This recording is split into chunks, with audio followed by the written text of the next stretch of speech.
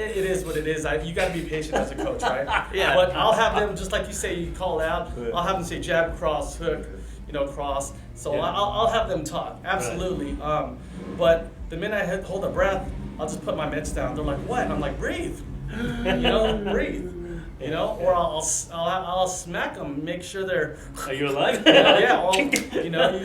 And you waste more energy, and I think that's You guess out. a lot of martial arts folks do that still because they're even the black belts. Even it's the black crazy. belts, I'm like, what are you doing? Yeah, I mean, they come to us and hey, can you teach? All right, we're going. They're like, why are you not breathing? Well, you know what, and I'll catch myself doing that sometimes too.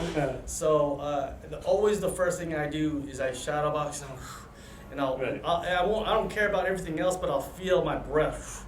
It's very Hickson Gracie-ish. Hickson, growing up again, he was one of my looked up to Hickson and his breathing and just his that for sure. Are you gonna move that around? Yeah, a little bit. But yeah, he was a big influence in just his mentality. I really look at mentality. I look at the way they have their body mechanics.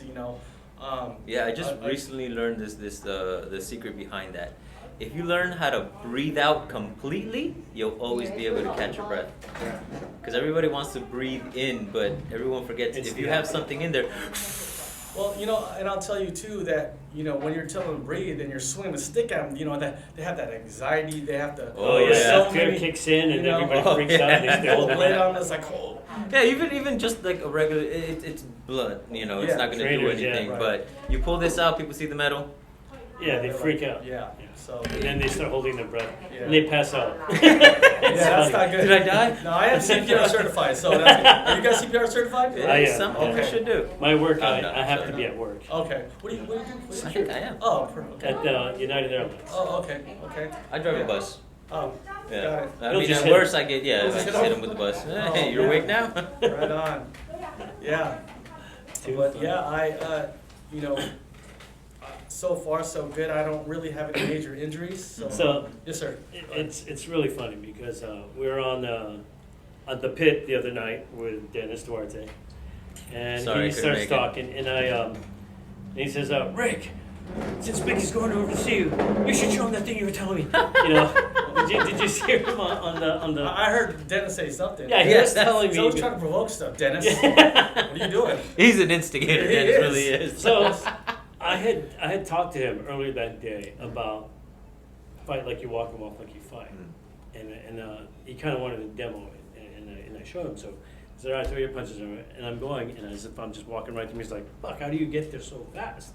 I was like, "Because that's how I walk, and that's how I'm gonna fight." Everybody else who does these stands and they get ready and they do all these things. Is that really the way? Is that normal? Is that natural? You make it natural by doing it so many times, it becomes natural. But what's even more natural is when you're just walking and talking and doing the things you normally do. Your body just goes, right? So when he got on there, he was like, "Yeah, Rick, Mick's coming over there. You should talk to him and show him that. Get together with him." And I'm like, why? He's got so much stuff. I know. Well, because you got a glimpse of it too. Because when you did the Ohana thing, and we had the two knives, and you were like, "All right, everybody get into your fighting stance." I just stood there, and you're like, "Neutral. I like that, but get into a boxing stance." I'm like, "Oh, okay." Now. Yeah, you force him to get into a stance. We're not comfortable in that. You know what's funny? Every time I go and play with Dennis, I do some energy drills. Right. He goes, "No, I don't do patterns." I'm like, "Will you just play? Do the pattern with me real quick." But there's a sport aspect, and then there's that telegraphic posture, but I guess it's all scenario based. It's all situational. And that's funny that you said, because with us we don't do that. We don't do situationals because if you're doing situations, that implies you know what the guy's going to be doing next. Right. The thing is, there's no way to really know that, is there? I mean, we're not psychic. We can't. Oh, I know he's going to throw a left punch, so I'm going to do this or whatever. That's impossible. But if you understand that you got to move for the sake of moving, so that you can either get closer or sidestep whatever's coming, then it becomes natural. Like I say, walking like you fight like you walk. So when I'm moving out of the way, I'm just, and we're going nice and slow. And we always start off, we always say, methodical. go slow. I mean, almost this slow. You know? Slow is smooth, smooth Right, is fast. exactly. Fast is power. Right. So if you Sure. understand that, and if you're just constantly, so it doesn't matter what he throws, it doesn't matter what pattern he's throwing at me. I just understand my movement and what I'm going to do to try to get him. Because as we play, these guys, like in the beginning when I was switching, we're doing all these things. He's going. Next thing you know, I'm like this to him. He's like, dude, how'd you get here? I didn't even see you move. What the, what's going on, right? Yeah. And you do these little inches, and you're just going, no. Next thing you know, I'm writing this on his. I go, hey. Well, you know what's funny is I'm a big Bernard Hopkins fan, and all of a sudden I nerd out all the time. I go back and watch YouTube a lot. That's awesome. And I put it in 2.5 slow motion. And Bernard was a master of just throwing punches, but he was moving to the side. Yes. So as your guard was up, he's over here at an angle already. Yeah. And you're like, so by the time you move, you're like, whoa, you have to readjust. And that's the big part of what I want to do is I want to get you thinking up here, and I'm over here already. Yeah. So and that's what I love about these old school guys. I watch old school boxers. I watch old tapes. I don't watch these new guys. I mean, they're great and they're athletic, but you know what? They don't have that experience. No, it's like not even that. like the Sugar Ray Leonard, yeah. man. They were just more ferocious. They fight anybody, but their technique was so much more sharper. I'll watch. I mean, that's just me. I guess I like it all, but the Muhammad Ali's, Larry Holmes, his jab, blew my mind. I was like, okay, no wonder. Yeah, their techniques were techniques, but they were so their own that they just came out fluidly. You didn't see all the work that went behind them. You didn't see getting the it. bracing. It was just it just happens. I listen to Customato all the time, and the way he developed Mike Tyson. Mike Tyson was like canine, He just relaxed, listen to Customato. Oh, I've seen his training videos from back in the day. That's why I said, fight like a canine. So do you think Roy Jones was right and he said, I made a mistake? Well, Roy Jones was one of my favorite fighters coming up, until Father Time caught up and he started getting knocked out. Yeah. I'll tell you what, he has a puncher's chance against Mike, just as long as he keeps his distance. But you know what? Mike can dig in. He drops at such an angle and then comes right underneath you. Yeah, we'll see. They're both, but I think that Roy's a little more athletic. Yeah, definitely. I mean, but I think, like you said, Father Time, and that's why he even said himself, he's like, I think I made a mistake. He got on there and said, that's what he said. And you know what? And that's my biggest thing as a martial. See, here's where I'm a martial athlete. I like that. Because again, coming from a basketball background, I still do my footwork drills. I still lift and I do all that. I want to make sure that we always say, spirit, mind, body. Right. I want to make sure all those bases are covered, just in case. It's psychological with me. If I feel like I'm in good shape and I could do 12 rounds. Mm-hmm. I'm good. Right. I mean. So you only need 30 rounds. seconds. You're an awesome boxer. I've watched you. Holy crap. I mean, the things you talk about, putting the towels under the armpits, keeping so that your stuff is coming straight here, rather than coming out so wide. I was like, holy crap, this guy's got a great idea in his head. And well, you know what? It all comes from the blade. See, all my boxing is blade oriented, because when I tell my students to punch, they'll punch. I was like, no, look at the point of the blade. It should be out here. Now, when I take it off, it's properly. Now, I like to punch with the corkscrew. Right. I punch up. Like you're bringing it into the chin. But if I hit you, get more of that. You get that twisting. It makes you feel more sick. Because that is the traditional way to throw jabs. Do that again, pop your shoulder. Oh, and there's your shoulder. There It popped up. Now, with a lot of people have trouble throwing the hook. Here's my hook. Look, it's perfect. Right. It doesn't go past. My uppercuts are tight. If you can see the blade, it's right there. Now, you're referring to the towel. Perfect. Okay? This is a good squeeze, and make sure your knife is out, because I want everything accounted for. I'm protected here. Sometimes I'll catch myself, and I'm very big on film study. I'll record myself like, oh, crap. My elbow was up. My knife fell down. Put it back in. And then, you know, when you're in your boxing stand, if my knives are pointing towards you, I know I'm punching right. Right. Sometimes people like this. Sometimes, you know, You get tired, you get lazy, but again, like you were saying, it's those little things that are going to carry you forward. It's what made the greats great, was all those little details that they I think you have continue. such focus on your details that, I mean, every time I see you move, nothing changes. And usually that's really hard to do. It really is. You know, a lot of other people don't have that. I really try to keep it super basic though. I'm not like you guys really talk about a lot of hair. I'm not trying to reinvent the wheel. But what I'm trying to develop is like, you know, if throw a right answer, this. Yeah. So when that comes, that is the blade.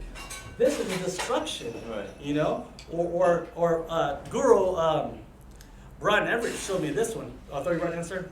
This right. Do it again.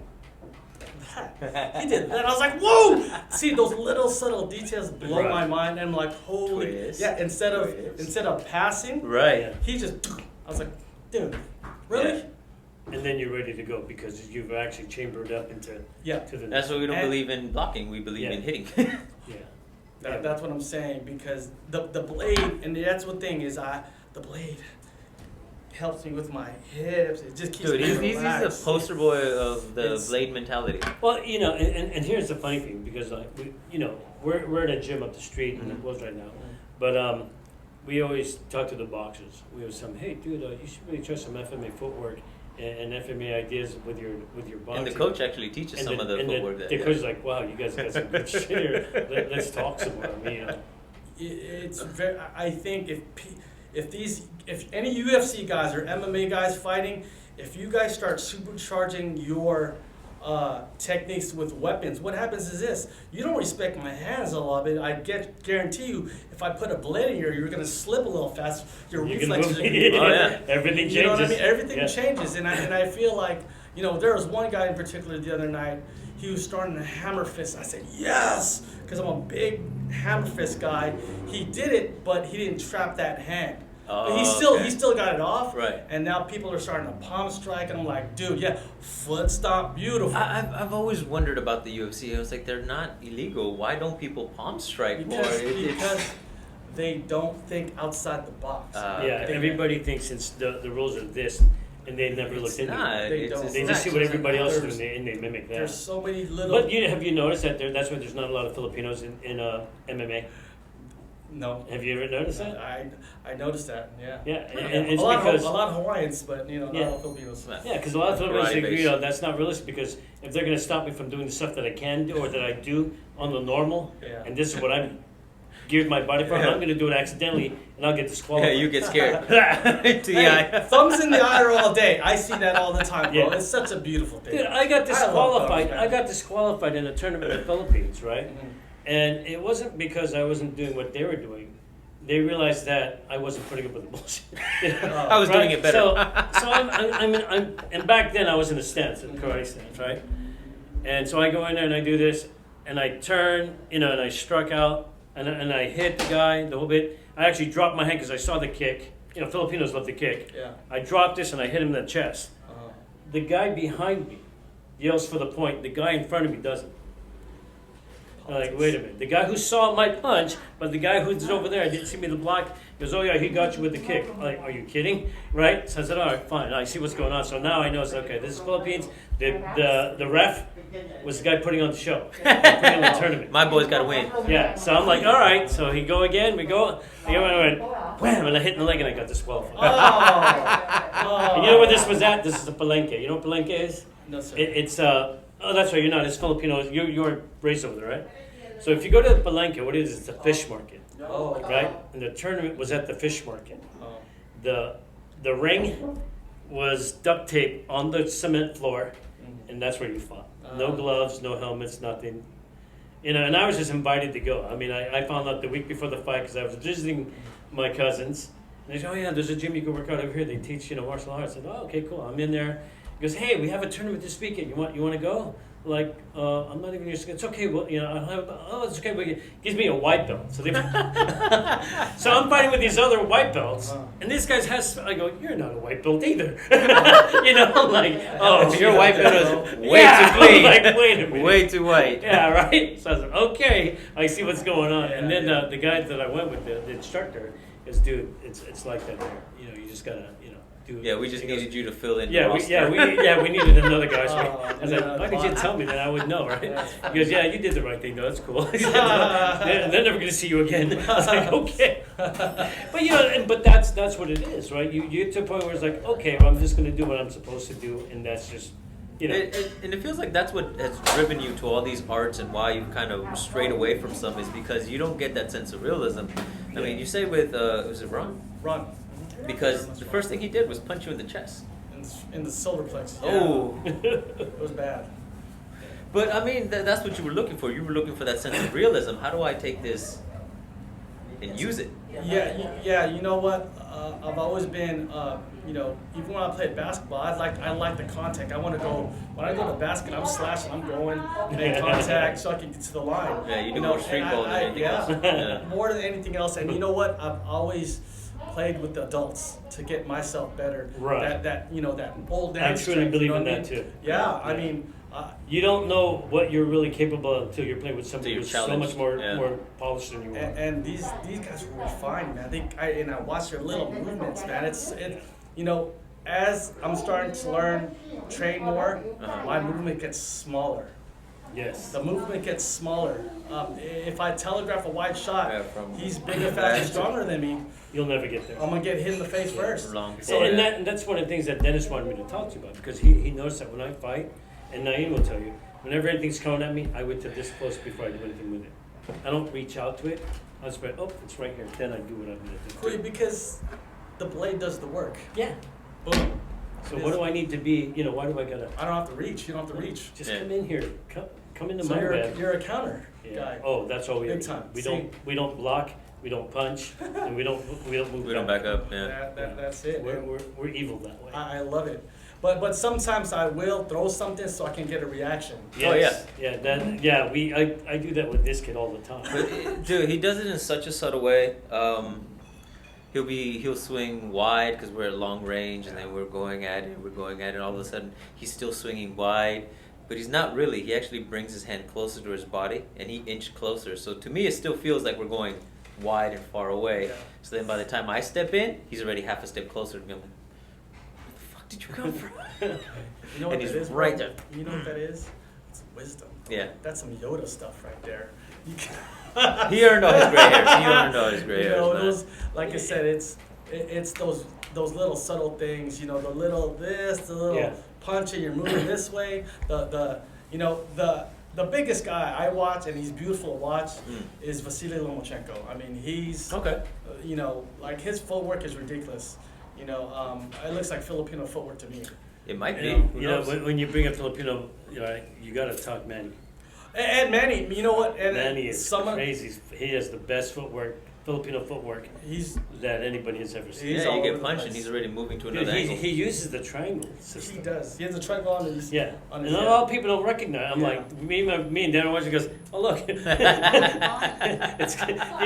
that's Dusty Barnes' footwork. Look at it. Oh, I know. Yeah. Because he's Messiah, so that's where all the he was doing sticks back then. Yeah. And you could see it. He'd come out this way. It's like, who punches like that? That's because he did this, and he's moving angle, so his whole mass is moving into that punch.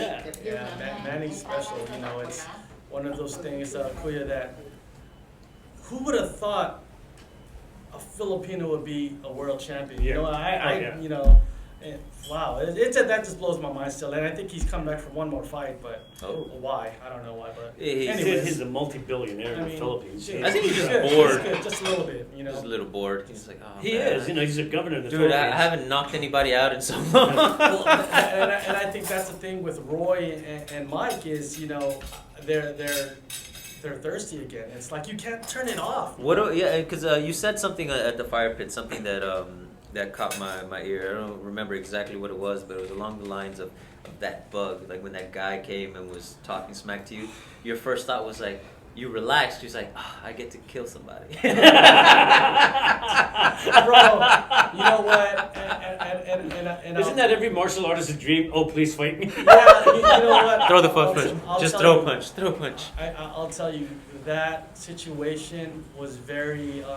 Here, let's explain that to the people because they may not have heard the story. Yeah. So Okay, start from the beginning. Yeah. There's happy hour at my place. It's called T4. Okay, and on the door it says your mask are required. I follow the rules. I have my mask on. Right. I went inside, and I had my mask on like this. Oh, here's my mask. I'm trying to find this. Oh, so anyways. And we found it. We found it. So I had my mask on. I walk in. He was where Kuya Rick is, and I look at him like this. And I kind of just like give him the up and down look, you know, and because I call to order. Right. And he goes, hey buddy, you got a problem? And I looked at him. I said, no, I don't have a problem, bro. He goes, why you look at me like that? And in my head, I was like, I just want to hear from my boba. He's like, you got a problem, don't you? Now this guy kept on pushing. Now I'm not gonna say what race he is because that doesn't really matter. Right. But he looked like some IT guy. I'll leave it right there. He had a little button-up shirt. Okay. And I was like, did you just have some courage drink or something, bro? Are you really like? Do you really want to get into this? Do you really? Are you reliving your frat days right now? I just want my boba. And here's the kicker. So I got my chicken, and for my girls, and I said no pepper. And they put pepper on it. I said, look, take it back, go back. You guys got to do it over. And I did the Michael Jackson footwork back as I looked at him, just in case he tried to sucker punch me. Right. Oh, that's smart. So, and my car was parked outside right in front of the store, and I went back in. He goes, I don't like the way you're looking at me. I said, look, man. And I said, look, I don't want any issues. I'm here for my boba. If you're having a bad day, I'm sorry. But, I'm like, dude, I started, and that's where I said, okay, dude, you hit this guy, you work for the sheriff's office, you're gonna lose your job, you're gonna lose your marriage, you're whatever, all the cameras will, and what's funny is I was watching the people that were behind the counter, they were like, I don't know what to do. I was like, look, whatever, man. You guys need to reinforce this, but they want the business. I get it. Right. And okay, I grabbed it. See, I grabbed it, and I still had one hand. Oh yeah. And I said, look, sorry, bro. You're having a bad day. I don't know, whatever. And he's like, and he puffed up like this, and I was like, oh, here's my card. Come sign a waiver. Come on. Yeah. In my head. No, sorry. Look, and again, you know what? That was just the biggest ego in my head. Because you need to start carrying a lawyer again. You know what? And you know what? I wasn't able to eat. I was in a bad mood myself, man. I was like, when you want something. Oh, you were hangry. I was super you were hungry, bro. And no, like, hungry, angry. Well, yes. Angry. Yes. Angry. I was super angry. But you know what? At the end of the day, the art of fighting without fighting prevailed. I was able to verbal judo myself out of it. And you know what? Again, I'm the bigger guy. If I ever run into him again, then I don't know, man. I'm gonna look for cameras first. Like I said, I don't know. Maybe his wife left. Maybe something happened. Look, he lost his job. Yeah. It is what it is. I left. Whatever. And isn't it crazy though? Because like most martial artists try to be that way. Yeah. I mean, all the good guys anyway. I mean, I know some guys who are big jerks, but for the most part, even me, I mean, doing security, you get into a lot of things where people just want to test you because you got a uniform on. And you're like, hold on. Yeah. It is what it is. I know that, he didn't look like a fighter. He didn't look like he worked out a day in his life. He was just having a bad day. Yeah. So I kind of give him the benefit of the doubt, but I don't like that tone. Right. It's something that I grew up with that I don't like. Yeah. Be respectful. Yeah, but see, that's the thing is that the tone he had was like very, what's the word? Authoritative? No, he was very like you owe me something. Oh, very okay. Entitled. Yeah.